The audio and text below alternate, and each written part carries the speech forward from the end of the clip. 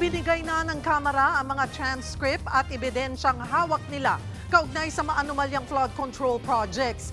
Yan ay matapos suspindihin ng komite ang kanilang mga pagdinig. Nasa frontline ng balitang yan, si Marian Enriquez. Inanunsyo ni House Infra Committee Co-Chairman Terry Ridon na suspendido muna ang mga pagdinig ng Joint Committee kaugnay ng flood control projects. Yan ay para magbigay daan sa Independent Commission for Infrastructure o ICI. Mismong si House Speaker Bogie D. raw ang magta-turn over ng mga transcript at ebidensya sa ICI ngayong araw.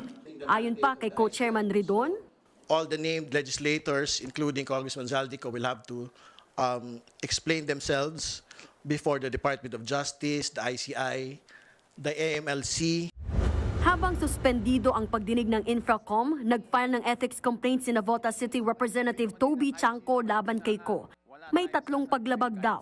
Pag-abuso bilang Appropriations Committee Chairman sa pamamagitan ng last-minute budget insertions, paglabag sa Code of Conduct matapos hindi mag-report sa Kamara at walang naisumiting medical proof, at pagsuway sa House Rules dahil di umano'y may negosyo siyang nakinabang sa mga proyekto.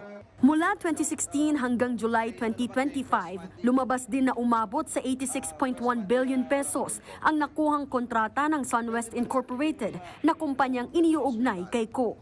Yung mga pangyayari doon sa BICAM, siya lang ang makakapagpaliwanag na pag binabaan ng proyekto, pag napasok doon sa GAA o pag na-insert, merong kapalit na 20 to 25%. Para kay Chanco, hindi lang expulsion ang dapat na parusa, kundi plunder o pandarambong. Pero ayon kay Speaker D, nakatuon ngayon ang Kamara sa budget deliberations. Gayunman, humiling na ng exemption ng House Ethics Committee para matuloy ang pagdinig laban kay Ko.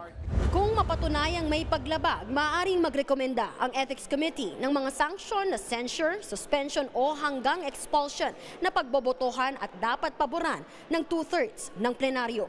Nagbabalita mula sa Frontline, Marian Enriquez, News 5. Mga kapatid, Cheryl Cosing po. Maging maalam at may pakialam sa mga napapanahong issue at headlines. Mag-follow at mag-subscribe na sa social media pages ng News 5.